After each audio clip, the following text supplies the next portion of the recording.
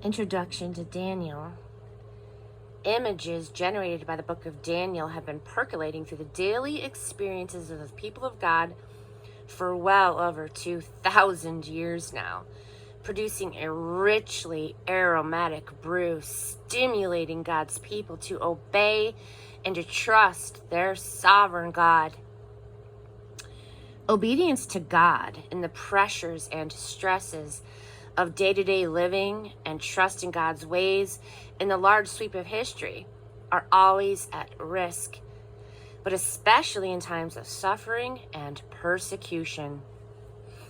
Obedience to God is difficult when we are bullied into compliance to the God-ignoring culture out of sheer survival.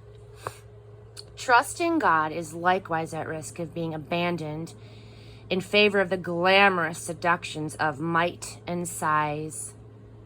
Daniel was written out of just such times.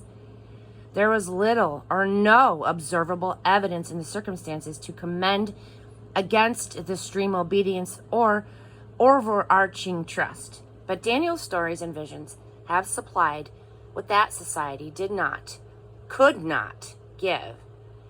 Century after century, Daniel has shot adrenaline into the veins of God obedience and put backbone into God trust.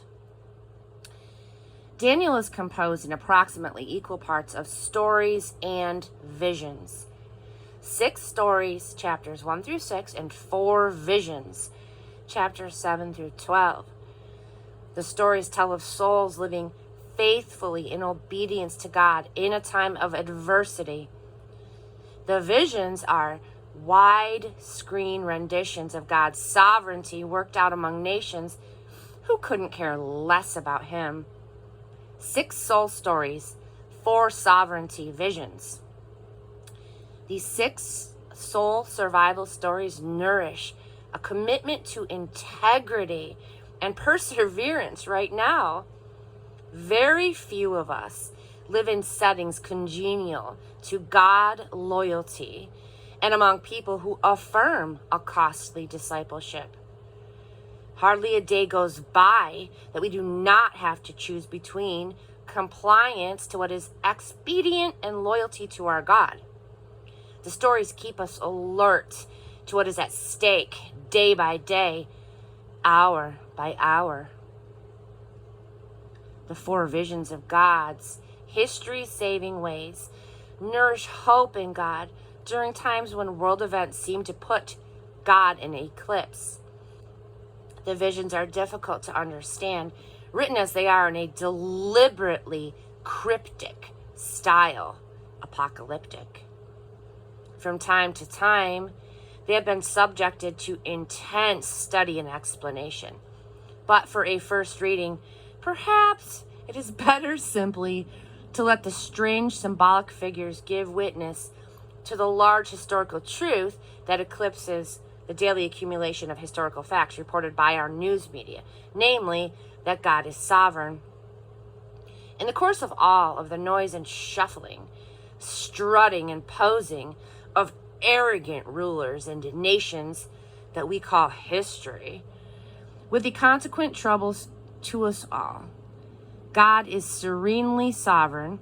We can trust him to bring all things and people under his rule. There are always some of us who want to concentrate on the soul and others of us who want to deal with the big issues of history. Daniel is one of our primary documents for keeping it all together, the personal and the political, the present and the future, the soul and the society. Who's this from? Daniel was in his teens when the Babylonians invaded his country and took members of the royal and noble families to Babylon as captives. Because of their brains